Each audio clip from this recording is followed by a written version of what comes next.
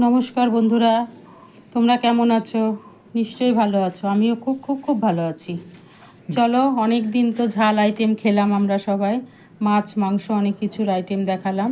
তো আজকে ভাবছি একটা ডেজার্ট আইটেম তোমাদের সামনে উপস্থিত করি।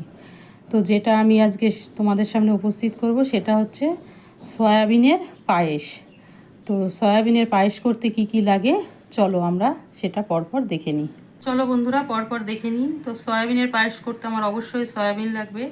তো সয়াবিনের 100 গ্রাম মতো আমি সয়া চাঙ্ক নিয়েছি, কিছুটা কিশমিশ, কয়েকটা এলাচ, গুঁড়ো দুধ, চিনি, একটু সর নিয়েছি, ঘি লাগবে, আর অবশ্যই দুধটাকে আমি জাল দিয়ে একটু ঘন করে রেখেছি। তাহলে চলো এবার আমি গ্যাসটা জ্বেলে নিই। তো বন্ধুরা, আমার কড়াইটা গরম হয়ে গেছে। এবার আমি কড়াইতে 1.5 চামচ মতো ঘি দিলাম।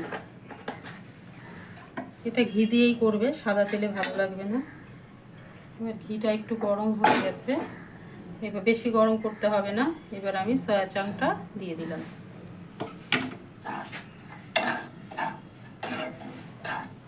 গ্যাসটা কমিয়ে সুন্দর করে ভেজে নেব।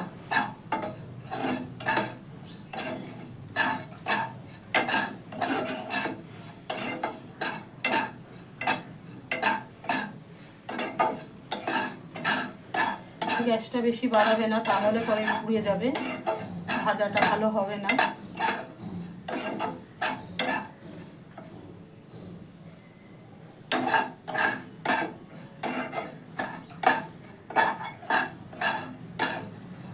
একটু ভালো করে ভাজলে সয়াবিনের একটা গন্ধ থাকে, ওই গন্ধটা চলে যায়।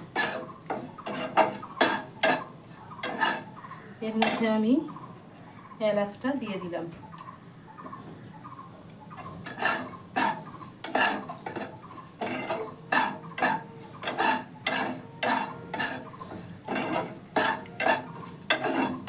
দুধটা বন্ধুরা আমি আগেই একটু গরম ঘন করে রেখেছি, তো সেই জন্য দুধ চাল দেওয়াটা তোমাদের আর দেখালাম না। দুধটা মোটামুটি একটু ঘন করে রাখবে। তো দেখো আমার সয়াবিনটা ভাজা হয়ে গেছে, সুন্দর একটা গন্ধ বেরোচ্ছে। এখন আমি দুধটা ঢেলে দিচ্ছি।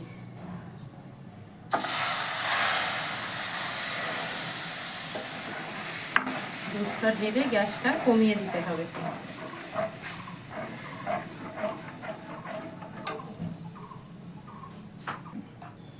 তো বন্ধুরা দেখো, আমার পায়েসটা ফুটে গেছে। এখন আমি যে গুঁড়ো দুধটা রেখেছিলাম, গুঁড়ো দুধটা দিয়ে দিলাম। গুঁড়ো দুধটা দিলে টেস্টটাও ভালো আসে এবং দুধটাও তাড়াতাড়ি ঘন হয়ে যায়। এরপরে দেব আমি চিনি।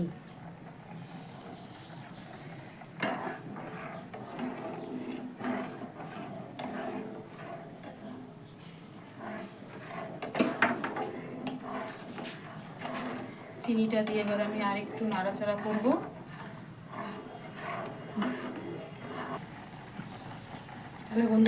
তাহলে বন্ধুরা দেখলে কত তাড়াতাড়ি, কত অল্প জিনিস দিয়ে আমার কি সুন্দর সয়াবিনের পায়েস তৈরি হয়ে গেল।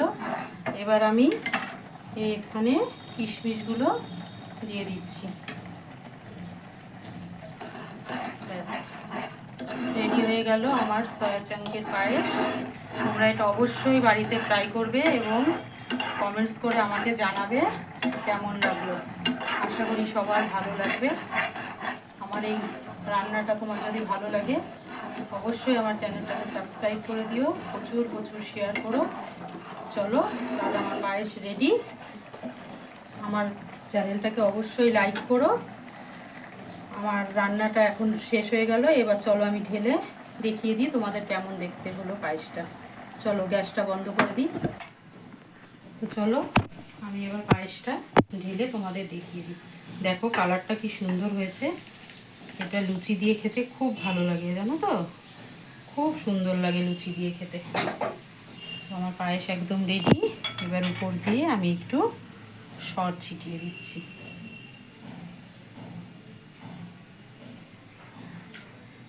শর্টটা অপশনাল, তোমাদের ঘরে থাকলে দেবে, না হলে দেবে না। খেতে ভালো লাগে, মুখে যখন পড়ে ব্যাস, তাহলে আমার পায়েস রেডি হয়ে গেল। তোমরা অবশ্যই এটা বাড়িতে চেষ্টা করো।